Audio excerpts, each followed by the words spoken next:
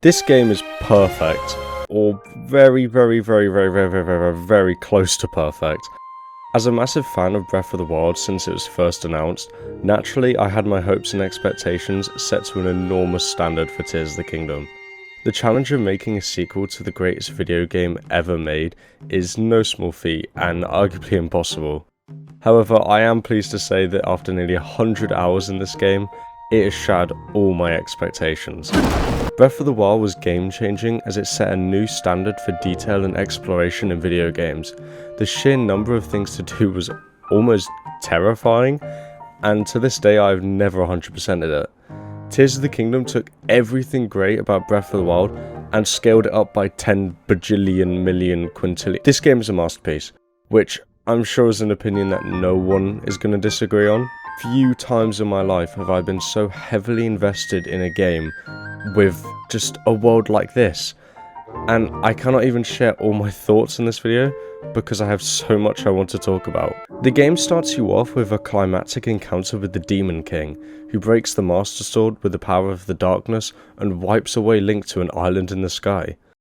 You learn about your mysterious arm that's just appeared from an ancient being named Raru, which you learn more about in the game. And you also learn to use your new ruins, which you test through shrines scattered all across the Great Sky Island, as well as just experimenting with the land itself. This start is honestly one of the greatest video game openers I've ever played, and it acts as an incredible tutorial that teaches you the basics of what you need to know for this adventure.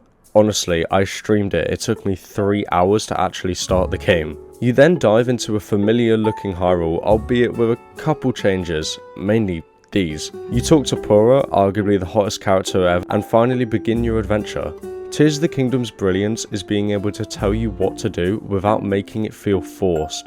Never is there a point where you feel obligated to do a specific task a specific way Nintendo wants you to. With how vast the land of Hyrule is in this game, it would feel criminal to have a linear sense of progression, and thankfully this game stays clear of that. With the inclusion of the new Sky Islands and also the depths, a contorted underground land shrouded in darkness, we get two entirely new ways to experience this breathtaking world. By the way, the fact that they just included a second Hyrule without showing or telling anyone is remarkable, and I was baffled the first time I explored it. And let's not forget about the brand new temples in this game.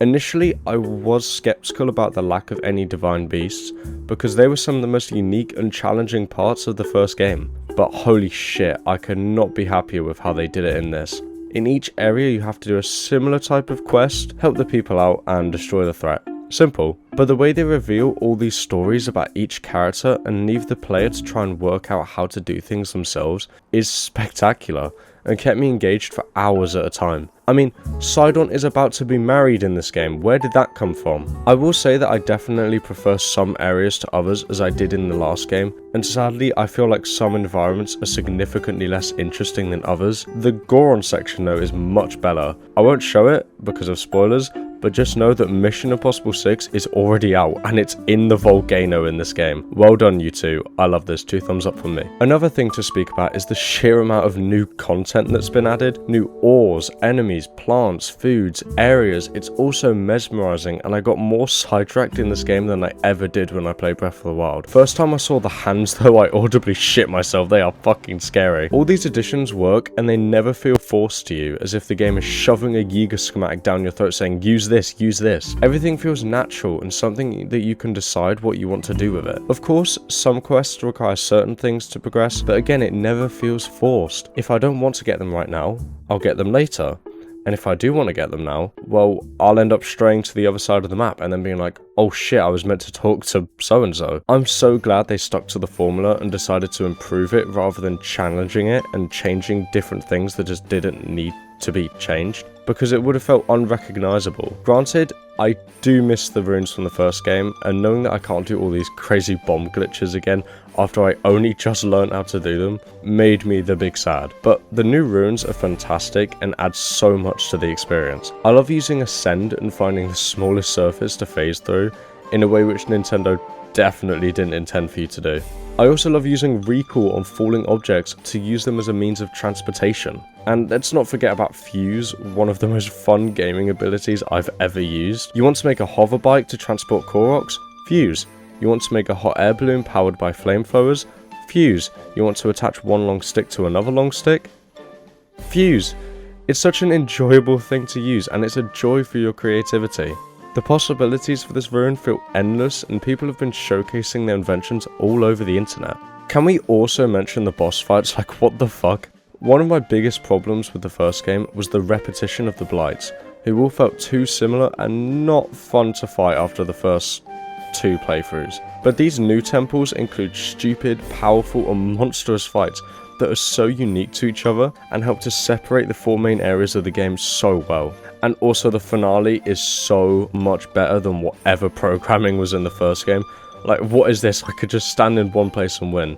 Just know that Ganon is a pure Giga Chad in this game. Now, the story, without getting into any major spoilers, is honestly perfect. It is a perfect story.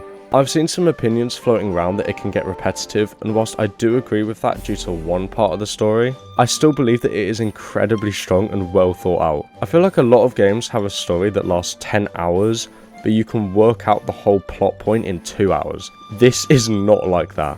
I'm 90 hours in, and even after completing the main story, I still am finding out more through side quests, discoveries, and just interacting with different NPCs across Hyrule. Everyone feels fleshed out, including Zelda, who I feel has had the biggest character progression out of everyone. I really want to speak more about the story, I really do, but I'm a nice man and will not be spoiling anything. I connected with her character much more in this game than the first, which I think was a great thing to experience the first time round. Other characters such as Impa and Robbie, the old people of Hyrule, also feel more special now, as we see them be much more interactive with the environment and serving a greater purpose in the story. I would brush over the character design whilst I'm here, but fuck that. I love how each character looks in this game. There is a significant increase in complexity to everybody, and the art book shows some of the concept work during development of the game, and I absolutely love it. I mean, Link literally becomes Thanos in this game. Like, how is that not sick character design? The minds at Nintendo are crazy, and I will never comprehend how they think of some of this. Besides Purah, my favorite character is easily Ganondorf. Blah blah blah, I know, basic bitch,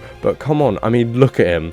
He is like almost as cool as me. Now, that is impressive. He's also green, and I like green things. Someone please buy me these shoes. I could go on and on with how much I love this game, but I wanted this review to be a concise collection of thoughts that can hopefully encourage some of you guys to talk about your own experience with the game in the comments. It feels so great to say that Nintendo outdid themselves and created a game that will be challenging to compete with Game of the Year. There's no chance that any game is gonna come close.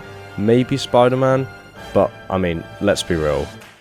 It ain't happening. No. I love this game and know that I will be sinking so much more time into it from this point forward. If you guys want me to make more content about this game, please do say in the comments and I would love to experiment with more content. Tier of King is great, 12 out of 10, better than Minesweeper. Thank you.